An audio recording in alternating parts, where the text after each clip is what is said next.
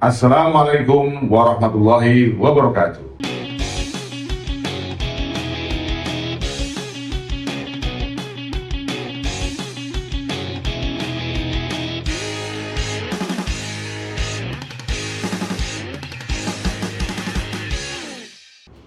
Kita berjumpa lagi dalam Health Talk. Kita akan membahas berbagai permasalahan, memberikan analisis, dan mencari solusi. Indonesia baru, Indonesia masa depan, Indonesia kita.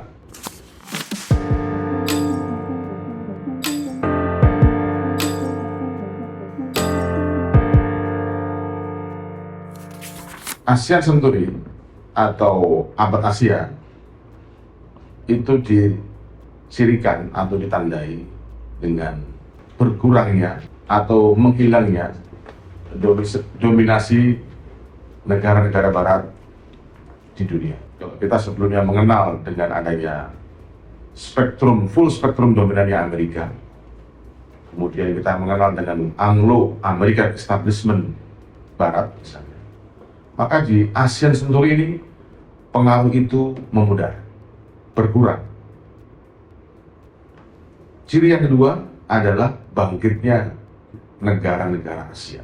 Kita mengenal hari ini ada dua negara besar di Asia yang mempengaruhi arah perjalanan dunia, yaitu Tiongkok dan India, tanpa mengesampingkan negara-negara lain seperti Jepang yang masuk dalam blok Amerika sampai hari ini, dan future power seperti Indonesia yang perannya tidak bisa dikesampingkan karena Indonesia adalah pemimpin di ASEAN.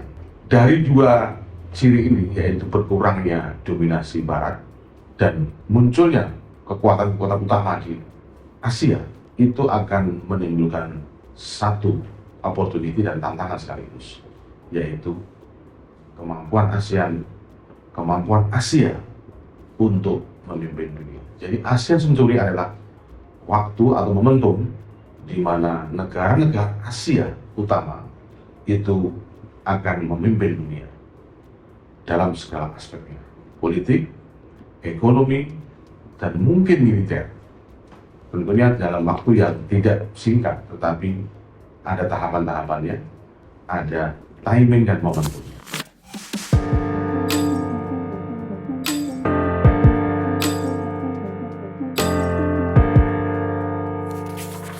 Ya, memang kalau dalam konsep siklus dunia, dalam konteks namanya gelombang dunia, kekuasaan itu pasti selalu bergilir dalam satu sistem dunia. Jadi kalau kita menggunakan pendekatan sistem dunia, sejarah itu dihitung dalam hitungan 500 tahun. Artinya apa? Peradaban barat modern yang muncul sejak abad pertengahan, pasca abad pertengahan, itu telah memunculkan beberapa hegemon, beberapa kekuatan dominan. Sejak bangsa barat menemukan dunia baru yang dimulai dengan ekspedisi maritim Spanyol, kerajaan Spanyol yang pertama mencari dunia baru, yang kemudian menemukan Amerika istilahnya. Kemudian ada yang juga bergerak ke timur, menemukan Asia Timur, menemukan India, dan sebagainya. Itu adalah menandai fase pertama dari ekspansi peradaban barat pasca keberhasilan mereka di dalam melakukan perubahan yang sangat drastis di dalam. Perubahan itu awalnya diinspirasi oleh sebuah pikiran besar dari seorang namanya Ibn Rushd yang kemudian dipakai oleh berbagai universitas di barat, bahwa mereka belajar dari Islam, belajar dari kemajuan Islam, belajar dari kemajuan sebelum Islam, dan kemudian menemukan satu modal besar untuk menjelajah dunia baru itu. Spanyol kemudian menguasai Amerika Latin, Amerika, Asia Timur, dan Timur Jauh, yang menandai fase pertama dari yang namanya Pax Spanica. Kemudian setelah itu terjadi pergeseran kekuatan di Eropa, di mana kemudian Belanda berhasil menemukan Hindia Timur atau Hindia Belanda ini dengan terbentuknya VOC, Verenigde Oost-Indische Company, yaitu sebuah perusahaan dagang yang dibentuk sebagai konsorsium pengusaha-pengusaha Eropa. Dengan ditemukannya Asia Timur, pasca ditemukannya Tanjung Harapan di Afrika Selatan, Belanda berhasil menguasai rute perdagangan ke sumber perdagangan rempah-rempah, yaitu jalur rempah dunia, yaitu India Timur, dan hal ini adalah pelayaran Boeing di Maluku. Jadi berpindahnya hegemoni dari Spanyol ke Belanda itu juga ditandai dengan perebutan jalur dagang terhadap sumber-sumber utama perdagangan dunia, yaitu komoditas utama, yaitu rempah-rempah dan emas. Kemudian setelah terjadi beberapa pergeseran di Eropa, yaitu ketika Belanda jatuh ke tangan Prancis, maka kemudian juga terjadi perubahan-perubahan. Tapi Prancis belum sempat menjadi hegemon dunia, kemudian Inggris muncul dengan kemampuan Inggris untuk mengkapitalisasi India. Kekayaan terbesar Inggris itu berasal dari India. India adalah waktu itu mungkin seperempat volume perdagangan dunia yang dikuasai oleh Inggris. Sampai pada puncaknya adalah dalam sebuah penjelasan dijelaskan bahwa the sun never set in the British Empire. Saking luasnya wilayah kekuasaan Inggris sehingga matahari tidak pernah terbenam, karena kekuasaan Inggris terbentang di seluruh dunia.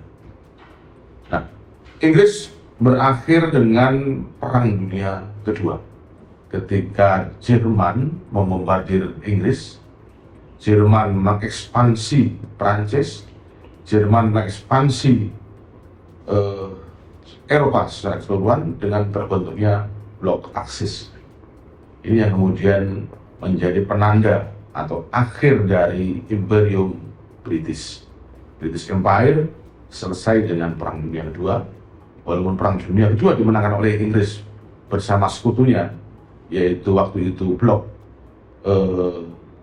bersama dengan Uni Soviet, bersama dengan Amerika mengalahkan Jerman.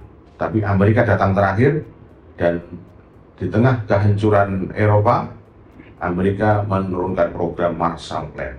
Itulah awal dari dominasi Amerika, awal dari dominasi abad Amerika. Nah, hari ini setelah lebih dari 80 tahun Amerika menguasai dunia dengan full spektrum dominannya dan segala bentuk doktrin yang ada, muncul kekuatan baru yang bernama Asia. Itulah yang kemudian tadi saya jelaskan di awal, ASEAN Century dengan background menurunnya pengaruh Amerika dan negara-negara Barat dalam konstelasi baru ini. Kira-kira begitu.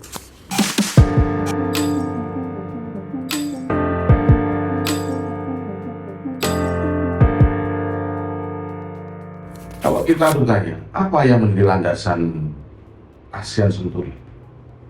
Kita bisa bicara dari namanya historical background and experience. Kita semua tahu bahwa Asia ini adalah rumah bagi peradaban-peradaban tua dunia.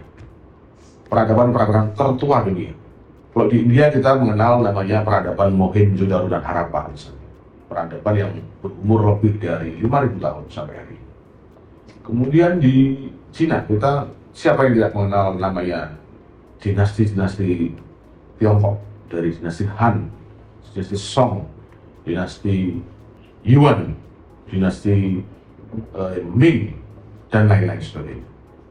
Kemudian di Indonesia kita juga tidak bisa mengabaikan pengalaman sejarah Indonesia, dinasti Sriwijaya, bangsa Sairendra, kemudian bangsa-bangsa lain yang menimbulkan bekas yang luar biasa, yang meninggalkan jejak-jejak yang luar biasa. Belum lagi ketika ditemukan misalnya situs Gunung Padang yang berusia lebih dari 10.000 tahun. Artinya Asia adalah rumah bagi peradaban dunia awal sebenarnya. Di samping peradaban lainnya tentunya ada peradaban Babilonia, Mesopotamia, peradaban Mesir, peradaban Persia dan sebagainya. Jadi kalau ditanya apa landasannya, kita punya landasan historis, landasan kebudayaan, yang itu menyisakan namanya social fabrics, serat-serat sosial. Yang mana social fabrics ini kemudian menjadi identitas Asia. Nah, kalau kita bicara identitas Asia, dari mana identitas itu terbentuk? Tadi saya katakan dari historical experience, dari warisan-warisan agama dan budaya, terutama Buddhisme. Buddhisme ini pengaruhnya paling besar di Asia, karena memang peradaban tua, agama yang tua, agama yang based on human, karena apapun ajaran-ajaran spiritual yang diperoleh itu harus memiliki manfaat bagi manusia. India adalah tempat bagi sekolah besar agama Buddha yang kemudian mengirimkan para biksu-biksunya ke seluruh dunia. Kemudian di Sriwijaya juga pernah muncul sebuah sekolah biksu yang belajar tidak hanya agama dan juga belajar tentang peradaban, kebudayaan, teknologi dan sebagainya, yang kemudian juga murid-muridnya tersebar di seluruh Asia, juga di Tiongkok, di Jepang, di Korea. Mereka ini diikat oleh suatu etika Buddhisme yang sampai hari ini kemudian mempermudah agama-agama lain yang masuk ke Asia, Islam, Kristen, dan lain-lainnya, sehingga kemudian membentuk namanya social fabrics, serat-serat sosial tadi yang menghargai spiritualitas, menghargai perdamaian, dan kemudian tentunya harus didaya gunakan untuk kemanfaatan.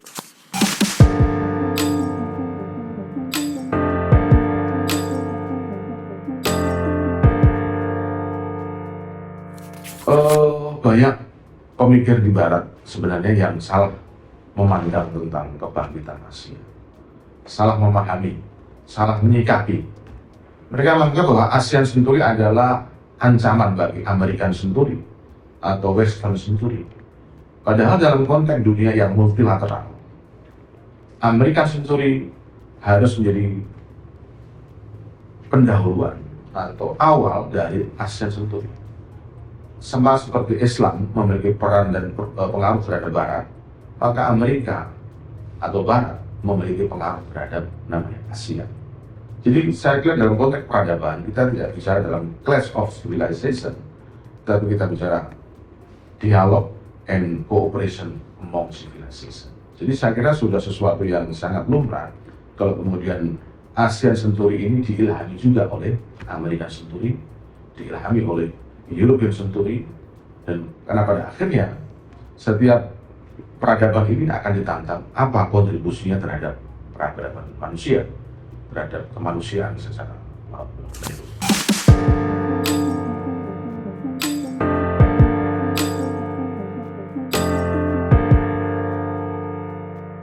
Itu yang saya maksud bahwa Asia Century bukan suatu istilah yang gampang diwujudkan, karena diperoleh melalui satu ekspansi cara berpikir, diperoleh dari keterbukaan cara berpikir dengan menerima kemajuan Barat. Apakah mungkin ASEAN Century tanpa kemajuan Barat, tanpa meminjam kemajuan Barat? Saya kira tidak mungkin, karena kemajuan teknologi, karena kemajuan pengetahuan itu dipinjamkan oleh Barat kepada Asia. Sama dulu Islam meminjamkan kemajuan kepada Barat. Nah, inilah namanya mata rantai kemanusiaan. Karena itu dalam konteks keterampilan teknis yang harus dikuasai, saya kira pengalaman tentang bagaimana Tiongkok, bagaimana Jepang, bagaimana Korea mengirim orang-orang terbaiknya untuk belajar di negara Barat, itu juga sesuatu yang mengilhami kebangkitan budaya, kebangkitan ekonomi dan politik Asia. Jadi saya kira keterlambatan atau keterbelakangan teknologi misalnya itu akan semakin bisa dikejar, bisa dicapai kemajuannya dengan open thinking, dengan berani membuka diri terhadap dunia luar. Saya kira itu juga yang menandai kemajuan Jepang ketika dia membuka diri pasca restorasi Meiji dengan membuka diri terhadap perdagangan dunia luar. Memang dalam konteks perdagangan ada yang diuntungkan, ada yang kurang beruntung. Tetapi dalam konteks keterbukaan ini saya kira opportunity-nya sama, yaitu bagaimana ada exchange, ada pertukaran, ada namanya goods maupun pertukaran komoditas. Nah, disitulah dunia menjadi permainan yang open, permainan yang tentunya membuka kesempatan bagi dunia di dalam negeri maupun partner di luar negeri untuk saling memberikan, dan ini nilai baiknya bagi dunia dan kesempatan manusia.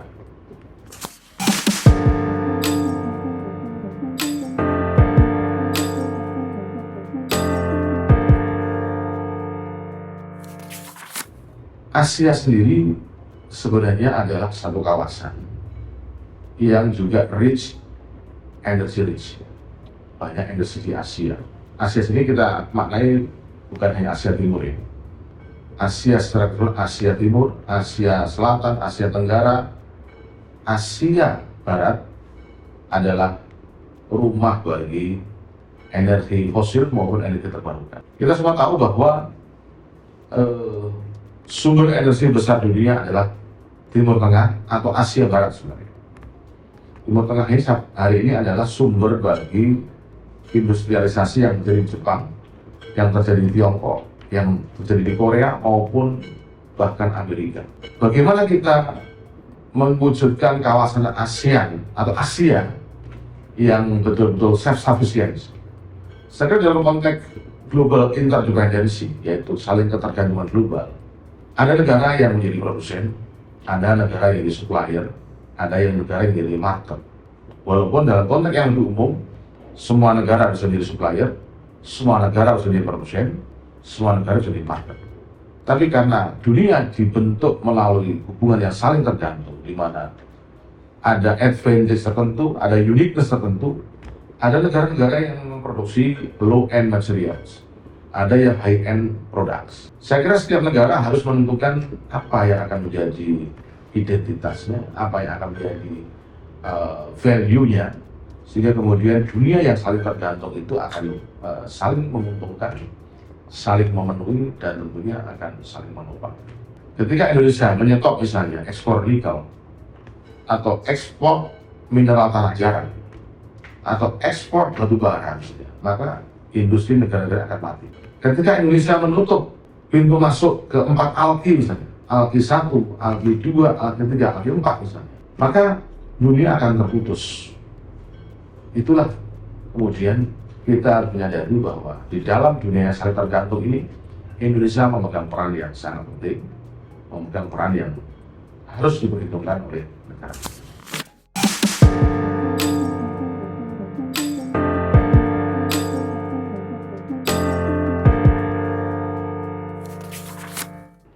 Ya, Asia atau yang tadi kita dengar background ASEAN sendiri tadi, apakah mungkin menjadi pemimpin politik?